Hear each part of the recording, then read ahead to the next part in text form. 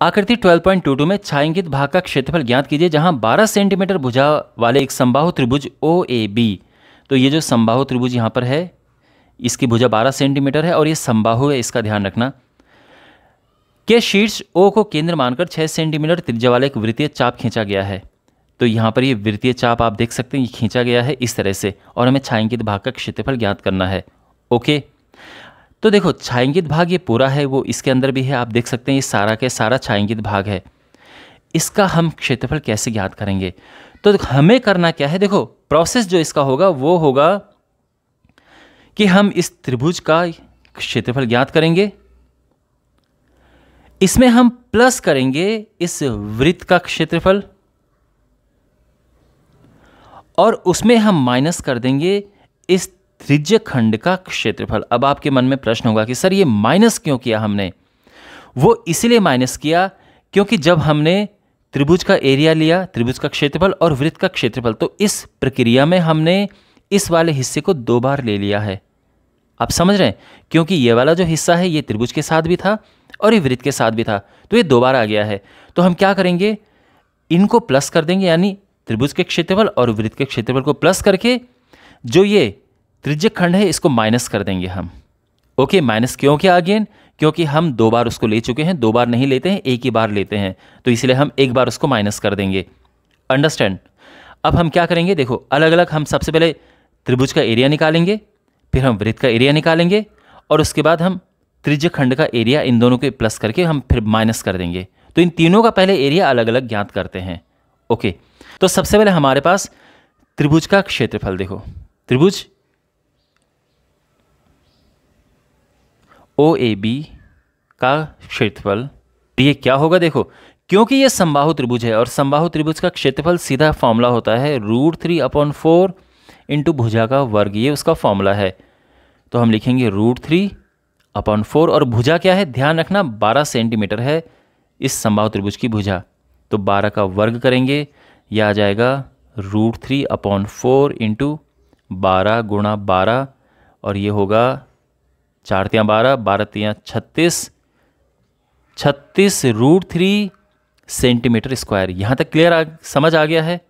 तो ये जो है ये आया है इस त्रिभुज का क्षेत्रफल। अब बात करते हैं वृत्त की, वृत्त का क्षेत्रफल, और आप जानते हैं वृत्त का क्षेत्रफल होता है πr², पाई 22/7, r इसकी त्रिज्या है वो 6 सेंटीमीटर है, आप देख सकते हैं, तो 6 का स्क्वायर कर देंगे, 22 गुणा 36/7, और ये हो जाएगा 792/7 सेंटीमीटर स्क्वायर। समझ आ गया है ये?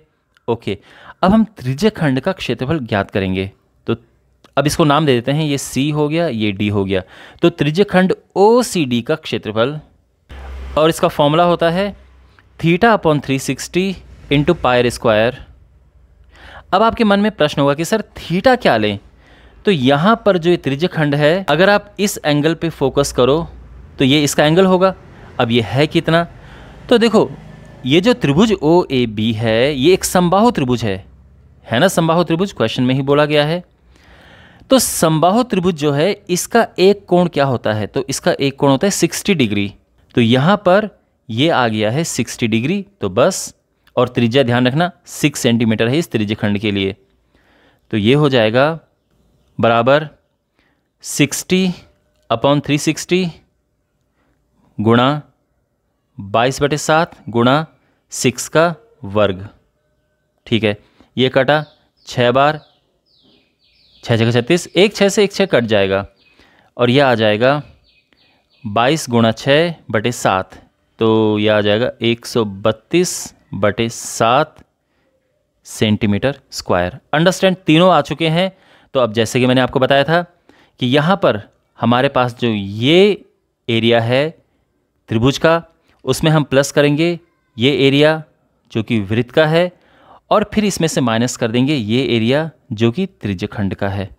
इसीलिए फाइनली हम लिखेंगे छायांकित भाग का क्षेत्रफल, और ये हो जाएगा त्रिभुज का क्षेत्रफल प्लस वृत्त का क्षेत्रफल माइनस त्रिज्य खंड का क्षेत्रफल।